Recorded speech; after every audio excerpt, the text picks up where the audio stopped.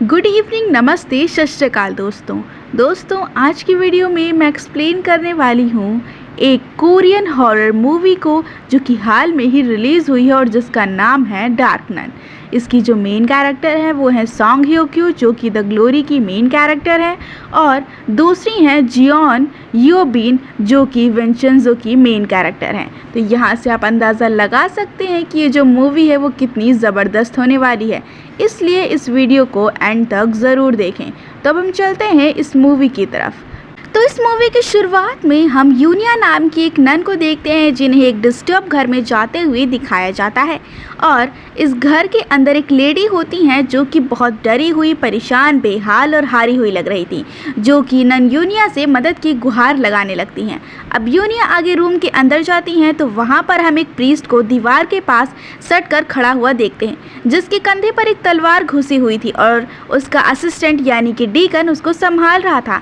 खैर तभी हम चेयर पर एक लड़की को देखते हैं जिसका नाम हीजून होता और उसे बांधा हुआ गया था जिसका ही एग्जॉर्सिज्म करना था। अब ये प्रीस्ट और डीकन यहाँ पर आए हुए थे लेकिन इन्हें देखकर साफ पता चल रहा था कि वो अपने काम में असफल हो चुके थे, जिसके चलते सिस्टर यूनिया को आगे आना पड़ा था। तभी हम यहाँ पर एक पिक को भी देखते हैं जो कि एग्जॉर्सिज्म के दौरान जो डीमन की आत्मा है वो एक पिक के अंदर डाली जाती है। तो यहाँ पर जो डीमन था उसको एक पिक के अंदर कैद करके उसे ख़त्म करना होता है। खैर अब वो ही हिजून को देखती हैं और उस पर कई लीटर होली वाटर डालकर उसे कहती हैं कि वो पहले क्लीन हो जाए क्योंकि उसे इसकी ज़रूरत पड़ेगी। खैर अब वो उस असिस्टेंट से कहती हैं कि वो प्रिंसेस कैन बेल को रिंग करे यानी कि प्योर बेल को, और अब वो खुद ही प्रेयर्स को रीड करने लगती हैं। और जबकि ऐसा बहुत कम होता है कि कोई नन जो होती हैं वो एग्जॉर्सिज्म वगैरह करती हैं। खैर सिस्टर यूनिया की प्रेयर से ही हिजून को काफ़ी तकलीफ़ हो रही थी, वो बड़बड़ाने लगता है, चिल्लाने लगता है और उसके कान से खून आना शुरू हो गया था, लेकिन उसका पोजेशन दूर नहीं होता। सिस्टर यूनिया कोशिश को जारी रखती हैं और डीमन का नाम पूछने लगती हैं, लेकिन वो उल्टा उसे बहुत ज़्यादा मॉक करने लगता है, जहाँ पर उसकी बातों से हमें पता चलता है कि उसके अंदर एक डीमन नहीं था बल्कि ढेर सारे डीमंस थे। अब हिजून के अंदर जो मेन डीमन होता है जो कि सबसे शक्तिशाली था वो यहाँ पर सिस्टर यूनिया से कहता है कि उन लोगों ने यानी कि प्रीस्ट वगैरह ने सारे के सारे डीमंस को उनके साथियों को हेल में भेजा है और आज वो यह कह रहा है कि वो इस साल स्प्रिंग को नहीं देख पाएगी, यानी कि वो सिस्टर यूनिया को धमकी दे रहा था। वो बोलता है कि वो एश्योर करेगा कि वह इंसानों में सबसे दर्दनाक भरी मौत पाए, जिसके साथ ही हिजून वहीं पर बेहोश हो जाता है। अब यहाँ पर सिस्टर यूनिया ये समझ गई थी कि उसने खाली ही हिजून जो था उसे शांत किया, लेकिन उसका पोजीशन अभी भी दूर नहीं हुआ है। खैर अब अगले सीन में हम हिजून को एक हॉस्पिटल में देखते हैं जो कि असल में चर्च हॉस्पिटल था, जहाँ पर फादर पाउलो उसे ट्रीट कर रहे थे, जो कि पोजीशन वगैरह बिल्कुल भी नहीं मानते थे। उनके हिसाब से ये एक मेंटल डिसऑर्डर है, पर्सनैलिटी डिसऑर्डर है। अब हम फादर पाउलो को हिजून की मदर के पास देखते हैं, जहाँ पर वो उनको समझाने की कोशिश करते हैं कि ये एक बीमारी है, लेकिन हिजून की माँ उनको पुराने रिकॉर्ड्स दिखाती हैं कि वो कब से पोजीशन में है और वह ठीक नहीं हो रहा है। साथ ही साथ एक बार उसने खुद को ख़त्म करने की कोशिश भी करी थी और अब सब जगह से वो हार कर फाइनली वो यहाँ पर एडमिट हो चुका है। वो फादर पाउलो को लास्ट एग्जॉर्सिज्म के बारे में भी बताती हैं कि वहाँ पर फादर एंड्रिया फेल हो गए थे। फिर सिस्टर ऑफ लिबरेशन से यूनिया ने एग्जॉर्सिज्म किया था, जिसको सुनकर वो थोड़ी सी शॉक्ड हो जाते क्योंकि एग्जॉर्सिज्म करने के लिए एक प्रीस्ट होना ज़रूरी है और कैथोलिक ऑर्डिनेशन रिचुअल फॉलो करके ही प्रीस्ट बनना पड़ता है, जो कि सिर्फ मेल ही कर सकते हैं, मतलब कि फीमेल्स एग्जॉर्सिज्म ही नहीं कर सकती। मीनवाइल हम यूनिया को चर्च हेड्स के सामने देखते हैं जहां पर वो उसके एग्जॉर्सिज्म सिस्मेक पर उससे क्रिटिसाइज़ कर रहे होते हैं और वो उनसे ये कहती है कि हिजून को हेल्प की ज़रूरत है, ना कि एग्जॉर्सिज्म की। वो मारा जाएगा और अगर हो सकता है तो उनको रोम से फादर किम और फादर चॉय को बुला लेना चाहिए और उनकी हेल्प लेनी चाहिए क्योंकि यहाँ पर केस बहुत ही ज़्यादा क्रिटिकल है। अब यहाँ पर कोई भी सिस्टर यूनिया की बातों को सीरियसली नहीं लेता और वो बोलते बोलते थक कर वापस चली जाती हैं। अब वो फादर एंड्रिया से मिलती है जो कि उसे हिजून के पहले वाले सेशंस और पोजीशन के बारे में बताकर उनकी रिकॉर्डिंग्स बनाई हुई हंटेड ड्राइंग्स और बाकी सब कुछ दे देते हैं। वो कहते हैं कि इसके अंदर जो इविल है उसे हराना तो दूर, उसे समझाना भी बहुत मुश्किल है। इसके बाद हम देखते हैं कि जो यूनिया है वो वहाँ से सारा सामान लेकर निकल जाती है और हम एंड्रिया को अजीब सी हलचल करता देखते हैं, मतलब कि वो उस इविल जो उनके अंदर इविल था अब वो आ चुका था। जैसा कि हमने कई मूवियों में देखा है कि एग्जॉरिज्म के दौरान जो प्रीस्ट होते हैं वो फेल हो जाते हैं, तो उसके बाद जो डीमन के जो कुछ अंश हैं वो उस प्रीस्ट के अंदर आ जाते हैं। यहाँ पर हमें एक बात तो समझ में आ जाती है कि जब कोई भी फादर किसी भी व्यक्ति का एग्जॉरिज्म परफॉर्म करते हैं और अगर वो उसमें फेल हो जाते हैं तो होता ये है कि फादर के अंदर भी कोई ना कोई निगेटिविटी या फिर डेमोनिक अंश आ जाता है। और यहाँ पर सबसे बड़ी बात ये है कि जो फादर पूरी ज़िंदगी अपनी लाइफ को गॉड को समर्पित कर देते हैं, लेकिन उसके बाद भी जो डीमन होता है वो उन्हें पोजेस कर लेता है कहीं ना कहीं। तो इससे ये पता चलता है कि जो डीमन होता है वो कितना ज़्यादा पावरफुल होता है। आगे हम देखते हैं कि जो यूनिया है वो फादर पाउलो से मिलने जाती है, जहाँ पर वो उनसे हिजून की एग्जॉरिज्म की परमिशन लेना चाहती थी, लेकिन हम जानते हैं कि उनको पोजेशन में बिल्कुल भी ट्रस्ट नहीं था। इवन वो गॉड के बारे में भी यही कहते हैं कि वो हेवन में हैं और वो यहाँ पर हमारे साथ नहीं और ना ही यूनिया के साथ हैं। वो उन्हें समझाने की भी कोशिश करती है कि दुनिया भर में 12 ईवल स्पिरिट्स हैं, 12 डीमंस हैं, जो कि इस दुनिया के अंदर जितने भी भूकंप या जितनी भी महामारी चीज़ें आती हैं वो सारे डीमंस ही लाते हैं। और जो पाउलो होते हैं वो एक भी बार मतलब जो नन होती है यूनिया, उनकी एक भी बात वो नहीं सुनते हैं। और इसके बाद वो जब तक कि हिजून उनका पेशेंट है तब तक वो उस पर एग्जॉरिज्म होने नहीं देंगे, ऐसा जो पाउलो हैं वो कहते हैं। और वो भी अपनी बात पर अड़ी रहती है, यानी कि यूनिया, कि उसे कैसे भी करके हिजून को बचाना होगा और वो एग्जॉरिज्म करके रहेगी। मीनवाइल हम हिजून की माँ को देखते हैं, जिसे उसके कर्जदार के फ़ोन आकर उसे परेशान करते रहते, उसे गालियाँ दे रहे थे और ये भी कह रहे थे कि उसका पति मारा गया और ऐसा ही उसका जो पागल बेटा है वो भी मारा जाएगा। और ये सुनते सुनते अब वो थक चुकी थी, कोई भी उसे हेल्प नहीं मिल रही होती और वो एक गहरी सांस लेती है और लार्ज पेन उठाती है और हिजून को आंख भरकर देखती है और अगले ही पल वो विंडो के बाहर कूद जाती है और खुद को ख़त्म कर लेती है। सभी लोग हॉस्पिटल से बाहर आते हैं और यहाँ जो यूनिया है वो ईविल स्पिरिट की आवाज़ को सुन रही थी और वो उनको भगाने की कोशिश करती है, जो चीज़ मैकेला नोटिस कर लेती। अब रात को यूनिया मैकेला से मिलती है और उससे हेल्प मांगती कि वो एग्जॉरिज्म में उसकी हेल्प करे, लेकिन मैकेला उसे साफ मना कर देती है। अब वो रिवल करती है कि वो ईविल स्पिरिट्स को सुन सकती है और ये उसकी स्पिरिचुअल एबिलिटी है। वो मैकेला से उसकी एबिलिटी के बारे में पूछती है, क्योंकि वो जानती है कि वो एक डीमन स्पॉन है और जो डीमन स्पॉन होते हैं उनके पास कोई ना कोई खास शक्ति होती है, साथ ही साथ उनकी डेस्टिनी होती है वो कि वो शमन बने। लेकिन मैकेला ने अलग ही रास्ता चुन लिया था और वो अपने अंदर के गिल्ट को कम करने के लिए हॉस्पिटल में काम करती थी। खैर, अब मैकेला इन बातों से परेशान होकर जाने लगती और तभी यूनिया उसे हिजून का सामान देती है और कहती है कि वो इसको देखकर सारी चीज़ डिसाइड करे। अब हम मैकेला उसके घर में देखते हैं, जहाँ पर वो अपने टैरो कार्ड्स निकालती है, जिन्हें वो हमेशा छुपा कर रखती थी। और उसकी एबिलिटी असल में यही है कि वो फ्यूचर देखती है। उसे काफ़ी ज़्यादा भयानक हॉन्टेड विजन्स आते हैं, जिनमें वो गोट्स को देखती है। खैर, यहाँ पर वो टैरो कार्ड्स में 2 कार्ड्स को पिक करती है। एक तो आता है द डेविल और दूसरा आता है हाई प्रीस्टर। और हम उसका एक फ्लैशबैक देखते हैं, जहाँ पर वो और उसकी बहन जो दोनों थे वो असल में डीमन स्पॉन्स थे। और वो डीमन स्पॉन उन बच्चों को कहा जाता है जो कि पोजेस्ड हुई लेडी के साथ इंटीमेट होने से पैदा होते हैं। यानी कि अगर कोई लेडी पोजेशन में है और उसके साथ कोई इंटीमेट होता है तो वो जो बच्चा होता है उसके पास में डीमन की कुछ ना कुछ शक्ति होती है, यानी कि ये बच्चे खास होते हैं।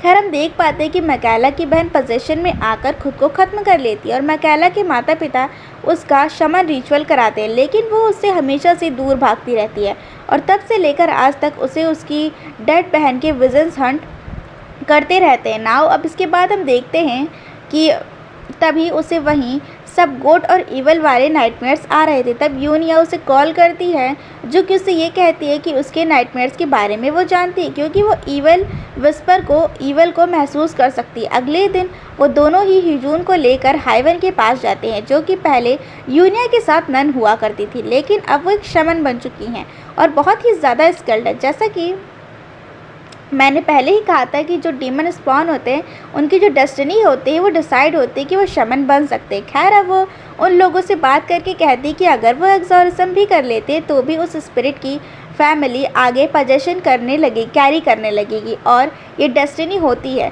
Just like demon spawn. और डीमन स्पॉन को या तो मर जाना चाहिए या फिर अपने फेट को पूरा करना चाहिए, यानी कि शमन बन जाना चाहिए। अब ये सब सुनकर जो मैकेला है वो चिढ़ जाती है, क्योंकि वो अपनी डेस्टिनी से दूर भाग रही थी।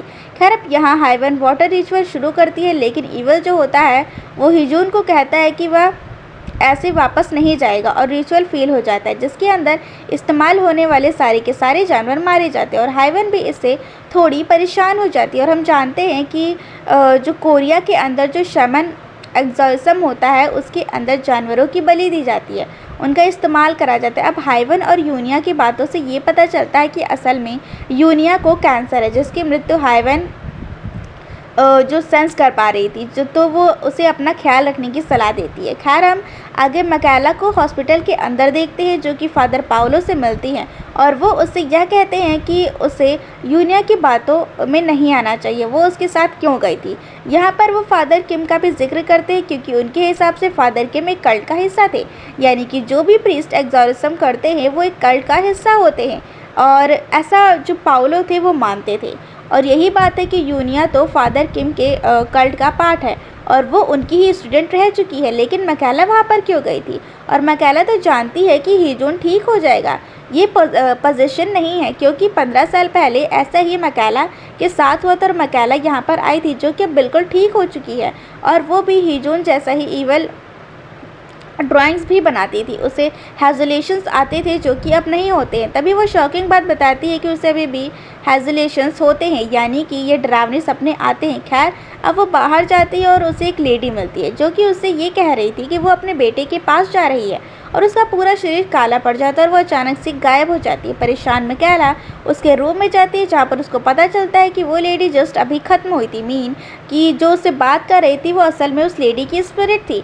अब वो अपने घर जाती है, जहाँ पर उसे हॉन्टिंग परेशान करती है, और अब वो यूनिया को बुलाती है और कहती है कि उन्हें ही हिजून को बचाना होगा, यानी कि उसको भी विश्वास था कि हाँ, ये चीज़ें सच में होती हैं। खैर, अब वो दोनों कॉन्वेंट जाने लगती हैं, जहाँ पर फादर जो पाउलो हैं वो उसे ले गए हैं, और रास्ते में उन्हें सर कटे गोट्स भी मिलती हैं। खैर, अब कॉन्वेंट के अंदर पाउलो उन्हें मिलते हैं, जिन्होंने ही हिजून को कैद कर लिया था, क्योंकि अब वो पूरे पोजीशन में आ चुका है। एंड कहीं ना कहीं जो फादर पाउलो भी अंदर ही अंदर ये जानते हैं कि हाँ, ये पोजीशन है। खैर, अब ये तीनों ही हिजून के सामने आ जाते हैं, और हिजून के अंदर का डीमन सबको मॉक करने लगता है, सबको मारने की धमकी देकर हंसने लगता है। खैर, अब यूनिया हॉली वाटर के अंदर अपना खून डालकर उसे जीसस क्राइस्ट का खून बनाती है, लेकिन इससे पहले यूनिया हिजून पर उस पानी को डाल पाती, उससे पहले ही वो जो हिजून है उसके अंदर जो डीमन है वो सभी को चोक करने लगता है। साथ ही साथ वो अपनी शक्तियों से फादर पाउलो को भी चोक करने लगा था। मैकेला वक्त ना बर्बाद करते हुए होली वाटर को उसके ऊपर डाल देती है, तो अभी वो तो ठीक हो जाता है, और वो यूनिया से कहता है कि वो उसे बचा ले, वो मरना नहीं चाहता, क्योंकि वो जानता है कि ये डीमन उसे ख़त्म कर देगा। खैर, अब थोड़ी देर के बाद में यूनिया और मैकेला बात करती हैं, और यूनिया ये कहती कि उन्हें पहले उस डीमन का नाम जानना होगा कि वो आखिर 12 डीमन में से कौन सा है। अब मैकेला उसे टैरो कार्ड रीड करके बताती है कि कार्ड के हिसाब से उन्हें एक थर्ड पर्सन चाहिए होगा, और यूनिया फादर एंड्रिया के पास में जाती हैं, लेकिन अब वो धीरे धीरे ईवल होते जा रहे थे, तो वो उनका एक्सॉर्सिज्म करके वहाँ से निकल जाती हैं। अब यूनिया और मैकेला रोम जाती हैं ताकि फादर किम और चॉय को अपने साथ ले सके, लेकिन वो दोनों अभी किसी और मिशन पर गए हुए थे, और फादर किम ने उन्हें संदेश भेजा था कि वो कैसे भी हिजून को बचाएं। यहाँ जो 12 इवल स्पिरिट्स है वो 12 एनिमल्स के फॉर्म में ही रहते हैं और हमने स्टार्टिंग में भी ये देखा था कि यहाँ पर हमेशा इनका जिक्र जानवर से जुड़ा हुआ होता है, यानी कि डेमन्स का सिंबल जानवरों से जुड़ा हुआ है। अब मैकेला के हिसाब से यूनिया को एक्सोटिका की अकॉर्डिंग उन्हें ही ऑफ हेवन भी होना चाहिए होगा, लेकिन वो एक प्रीशियस रेलिक है जिसे वेटिकन में रखा गया है और वो उसे नहीं मिल सकता। इसी बीच वो हाइवन से भी मिलती हैं और अब वो भी उनका साथ मांगती हैं कि हाइवन से कि हाइवन को उनका साथ देना चाहिए, लेकिन यहाँ पर हाइवन उन्हें उनका साथ देने से मना कर देती हैं। हालांकि वो उनको ये बात ज़रूर बताती है कि आज आधी रात के बाद लूनर मंथ का पहला दिन शुरू हो जाएगा और उनको जो कुछ भी करना है उससे पहले ही करना होगा, क्योंकि उसके बाद में ईवल शक्तियाँ जो है वो बहुत ही ज़्यादा शक्तिशाली हो जाएंगी, जिसके बाद ये चीज़ें इतनी भयानक होंगी कि उनको रोक पाना काफ़ी मुश्किल होगा। अब वो दोनों वापस लौट जाती हैं और वो चर्च हेड से मिलती हैं, जो कि उनसे ये कहते हैं कि उन्हें अनऑफिशियल एक्सोरिज्म की परमिशन मिल चुकी है, जिसके अंदर उनके साथ फादर पाउलो भी रहेंगे जो कि डॉक्टर भी हैं। तो उनका होना वहाँ पर बहुत ज़रूरी था, लेकिन वो ये कहती हैं कि वो पोजीशन को नहीं मानते हैं और यहाँ पर उनका होना सही नहीं है, लेकिन हेड ये कहते हैं कि ये एक रूल है, वहाँ पर प्रीस्ट का और डॉक्टर का होना ज़रूरी है।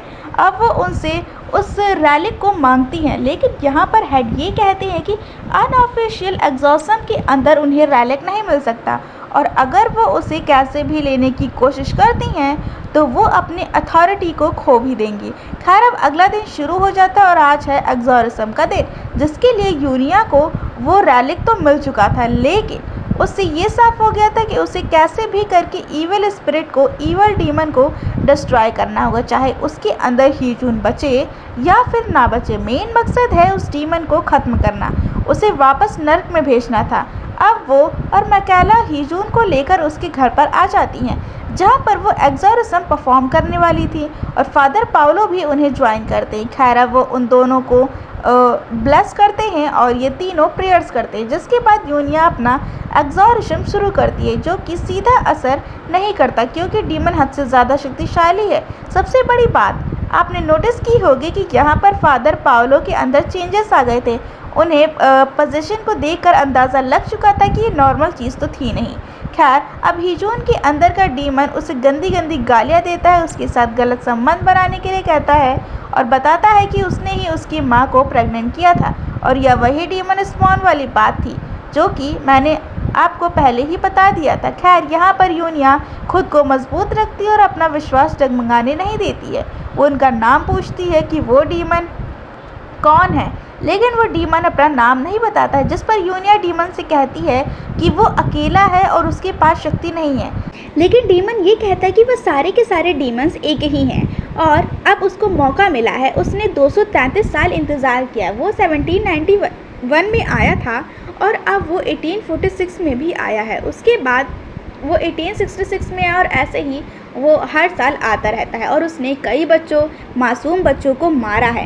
अब बात करते करते वो यूनिया के ऊपर एक क्लोजेट को गिरा देता है। अब यूनिया यहाँ पर घायल हो चुकी थी और मैकेला उससे ये पूछती है कि उन्हें अब क्या करना होगा, तो वो उससे की ऑफ हेवन मांगती है। वो अपना एक्सोरिज्म जारी रखती और डीमन को उससे कोई फ़र्क नहीं पड़ रहा था। यहाँ पर अब उसको फ़र्क पड़ना शुरू हो जाता है क्योंकि बाहर शमन का रिचुअल भी अब शुरू हो चुका था, जिसके लिए वो हाइवन के असिस्टेंट को साथ लाई थी। खैर, अब तभी वो विंडो को तोड़ देती है ताकि बाहर की आवाज़ें अंदर आ सकें और डीमन इससे बहुत ही ज़्यादा परेशान हो जाता है। वो रिचुअल को सहन नहीं कर पा रहा था ही, जो उनकी बॉडी अब काली पड़ने लगी थी। और इसके बाद हम देखते हैं कि तभी जो डीमन है वो अपनी शक्ति से असिस्टेंट के ऊपर लाइट पोल गिराने लगता है, हलचल शुरू कर देता है, लेकिन वो भी बिना डरे रिचुअल को जारी रखता है। अब यूनिया यहाँ पर डीमन को साफ कह देती है कि वो अपने कोख में उसे संभालेगी, लेकिन वो बस उसे अपना नाम बताती है और फाइनली डीमन अपनी शैडो रिवील करके अपना नाम बताता है, जो कि the grand Duke of hell है। फाइनली यूनिया को उसका नाम पता चल चुका था और वो डीमन को कमांड करती है कि वो हीजून को छोड़कर बाहर आ जाए, जिसके साथ ही एक तेज हलचल से पूरा घर बिखर जाता है और आग लग जाती। अब यूनिया एस्ट्रल प्लेस में ही हीजून से मिलती है, जो कि उसे थैंक्स करता है क्योंकि अब वो बच गया था। यहाँ पर मैकेला उसे होश में लाती और वो मैकेला से कहती हैं कि वो ही हीजून को चर्च में लेकर जाए और चर्च की बेल 3 बार बजे ताकि वो ताकि वो सुन सके, जिस पर मैकेला उससे ये पूछती है कि वो क्यों नहीं चल रही, अब वो क्या करेगी। तो वो अपने पेट की ओर इशारा करती है, जिसको देखकर मैकेला टूट जाती है, क्योंकि यहाँ पर यूनिया ने अब खुद को सैक्रिफाइस कर दिया था और उस डीमन को अपने अंदर ले लिया था। अब आगे हम ये देखते हैं कि जो मैकेला है वो हीजून को लेकर निकलने लगती है, लेकिन रास्ते में डेमोनिक रेड्स की वजह से उनकी कार जो होती है उनका एक्सीडेंट हो जाता है और अब वो असिस्टेंट भागकर आगे जाते हैं, जहाँ पर असिस्टेंट ने हीजून को पकड़ा हुआ था, लेकिन वो गिर जाता है और उसे आगे जाने का इशारा करता है। वो भागते भागते चर्च जाती है और बेल को 3 बार रिंग करती है। वो वापस आकर हीजून को देखती है, जिसका शरीर काला पड़ने लगा था, लेकिन तभी वो ठीक हो जाता है, जिससे कि वो काफ़ी खुश हो गई थी। और अब वो मैकेला हीजून को हॉस्पिटल भेजकर यूनिया के पास जाने लगती। यहाँ पर यूनिया, जिसने अपने कोक डीमन को दे दी थी, खुद को एज अ वेसल दे दिया था, सैक्रिफाइस दे दिया था, और वो अपने पेट पर एक ऑफ हेवन रखते हुए डीमन को वहीं सील कर देती है, क्योंकि इसके पास एक गॉड की शक्ति थी। और अब वो प्रेयर्स करते हुए आग के दरिया में चली जाती है, जिससे कि वो खुद को ख़त्म कर रही थी, लेकिन वो अपने साथ ही उस डीमन को भी लेकर जा रही थी, क्योंकि अगर वो ख़त्म हो गई तो उसके साथ ही वो डीमन भी वहाँ पर ख़त्म हो जाएगा। और चूँकि उसे यह बात पता थी कि उसे कैंसर है, तो वैसे भी वो नहीं बच पाएगी, तो इस तरह से अगर वो खुद को ख़त्म करेंगी तो ज़्यादा अच्छा होगा। और इसी के साथ यहाँ पर वो खुद का सेक्रीफाइस कर देती है, जो कि शायद ज़रूरी भी था। और इसके साथ ही यहाँ पर ये मूवी जो थी वो ख़त्म हो जाती है। तो आपको ये मूवी कैसी लगी हमें कमेंट में ज़रूर बताइएगा, और अगर आपको ये मूवी पसंद आई हो तो वीडियो को लाइक, सब्सक्राइब और शेयर ज़रूर करें।